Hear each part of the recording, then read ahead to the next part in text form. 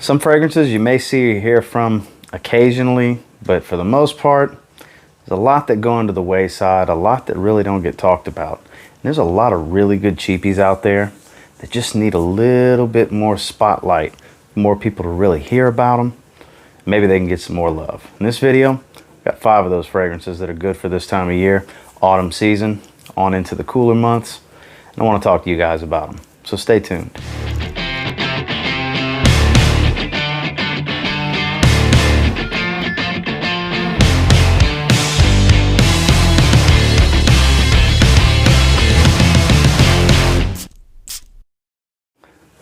So with this first one, it's one that I'm actually quite guilty of not wearing enough. It gets pushed to the wayside, and it's actually a very good fragrance that you can get for a very good price, around 20 bucks for a 50 milliliter, which is actually what I paid for at the rack stores. Same goes at discounters online. It's from Vince Camuto. It's Eterno. Nice, warm, spicy fragrance, you know, and it's quite warming for sure. Has a really good saffron note. It's a little ambery. Doesn't smell like everything else. Definitely synthetic, don't get me wrong. But it's a very good, underrated fragrance that not too many people talk about. I've talked about it before last fall, actually last winter when I originally got it. I know Chad from A Gentleman's Journeys talked about it before. I mean, there's people that have talked about it a few times over the last couple of years. But it's not one that you see frequently. It's not one that gets a whole lot of love in the community because not a whole lot of people know about it. Some do, some know, and it's their best kept secret that, you know, they don't have to worry about people next to them rocking it because they don't know about it. But Eterno's actually very underrated and deserves a lot more love than it gets, especially if you like a good warm ambery type of fragrance that's not too sweet. Because a lot of the times you'll get something that's sweet and spicy, but not really ambery and spicy. Because like I said, it doesn't smell like everything else. It's kind of doing its own thing. Solid performer. It's not some beast mode fragrance, but it's not super weak either. 6 to 7 hours, maybe 8 hours depending on your skin. And it's a solid projector for the first 2 hours. Like I said, it's very, very cheap as well. One that's worth giving a try. You know, you never know. You might fall in love with it if you're looking for something just a little bit different this autumn and winter. It's definitely good for both seasons. That's a little more on the spicy side. That's not real sweet. Check out Vince Camuto Eterno. It might be the fragrance you're looking for. Next, this is one that I've procrastinated pulling out. I actually got it right when we came out of lockdown in Texas from the pandemic, when I was actually able to go to Marshall's for the first time since being stuck in quarantine. And this is from John Varvatos. It's John Varvatos and Nick Jonas. Crimson. Speaking of sweet and spicy. This is quite a good one as well. Definitely more synthetic smelling than most John Varvatos fragrances, but man, is it a pleasant, underrated smell. It really is. It's got some playfulness to it with the sweetness to go with that spice. Saffron's another prominent note in this one. Decent performer, nothing spectacular, 6-hour fragrance. You know, hour and a half, 2 hours of pretty good projection, you know, kind of moderate range, arm's length type of stuff. But you can have this anywhere from $25 to $35 depending on where you find it. 30 bucks is what I think I paid for this 4.2 milliliter bottle at Marshall's. It's similar price range online. It's underrated. The blue one was the original for this collaboration with Nick Jonas that got the hype, which I actually really enjoy and I still haven't gotten. Silver is the newest one. This one got a little bit of love. I know Dallas from Chaos Fragrances has talked about it a few times on his channel. And it's one that just doesn't get a lot of shine in the community. It's not breaking the mold. It's not reinventing the wheel when it comes to unique DNAs.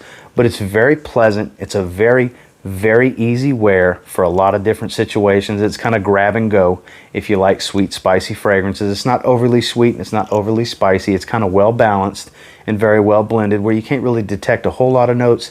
It's just plain and simple. It just smells good and it's a very easy reach. And that's John Varvatos and Nick Jonas, Crimson. Next, this was actually featured in my fall cheapie list last year for 2019, and I don't remember exactly where it ranked. I know it ranked in the top 5. I don't remember its exact spot, but it's another one that kind of got pushed to the wayside for me that had got a little bit of love a while back in the community and on YouTube, but you don't really see anybody this fall season. I haven't seen anybody talk about it, and it absolutely deserves some love. It's a smoky, appley type of scent. It's kind of got a little bit of uniqueness going for it. It's from Hugo Boss. Boss Orange Man, the window pane looking bottle. You know, this is some cheapie gold right here, guys. You can find these at the rack stores in all kinds of different bottle sizes. This is a 40 ml cheapie. And there it is, that Granny Smith, that red apple, that beautiful, it's a beautiful apple note with an incense note, and it just works. There's a little bit of sweetness in there, but it's mainly that fruity apple and incense up top, and it stays relatively linear. Decent performer, moderate range, you know, actually kind of heavy on the projection early on. More than moderate. Nobody really talks about it anymore. They have flankers to it that get talked about, Boss Orange Man Summer and stuff like that. But this is the original DNA for this specific line, and it's a line that's not really featured on YouTube much. Like I said, there was a time when this was getting talked about. Hell, like I said, it was in the top 5 of my cheapie fall list last year, and it's just, I've gotten so many fragrances since, so many other things I wanted to wear, and I kind of forgot how much I enjoy the scent on this one. I smell it floating in the air. Fantastic under the radar fragrance for the autumn season. One that deserves a little bit more love for sure from Hugo Boss, and that's Orange Man. Now this is one I haven't talked about in a long time, regardless of the channel, just in general. I haven't talked about this fragrance in a long time. I've had this bottle for several years. This was a Christmas present for my brother-in-law and sister-in-law years ago. Before all the flankers came out, it's when this was the only one in the line. It's from Kenneth Cole. It's Mankind. You can see how quick that got pushed to the wayside. I did put a little bit of a dent in it. Think Mont Blanc Legend. Think Abercrombie & Fitch Fierce. But I find this to be a bit fruitier. It's a bit heavier on the pineapple and the apple than those two are. It just smells good. And in the dry down, it's a bit muskier than those. Like, it's similar to them, but it doesn't smell identical to them. Kind of goes its own way after the initial spray. You'll be reminded of those fragrances up top, but as it starts to dry down, it becomes Kenneth Cole Mankind and not Abercrombie & Fitch Fierce or Mont Blanc Legend. And it's a cheapie. You can get your hands on them. They got tons of flankers now. It's 4 or 5 flankers or something like that. There's a bunch of them. But this is the original. This is Kenneth Cole Mankind. Has that faux leather little wrap around the side. Same thing on the cap. It has that faux leather. It's a nice little touch, you know. One that I used to wear. There was a stretch when I was spraying it a good bit. I wasn't spraying it heavy. It'd be like a 3 spray kind of thing. That's why I didn't put a real big dent in it. Like I said, I put a little bit in it. But this was when my collection was really starting to grow, and I was getting in the 40, 50 bottle range at this point. A few years back, I say a few years back, it's years back, where I had like 40 in the rotation, I'll say. So it didn't get sprayed a whole lot. But there was a time when this was my jam for a little bit, and it's one that I need to revisit, and that's why I wanted to bring it up in this video today and really talk about it. Because if you like fragrances like Abercrombie & Fitch Fierce or Mont Blanc Legend, but want something that kind of does it smells similar, but then goes its own way in the dry down, Mankind might be the one for you. Still readily available from discounters. You can still get it very cheap. I'm a firm believer in trying the original before you try the flankers, because I hear the flankers are pretty good. I just never got any of them. And that's Kenneth Cole, Mankind. And then last but not least, this is definitely one that you just don't hear about.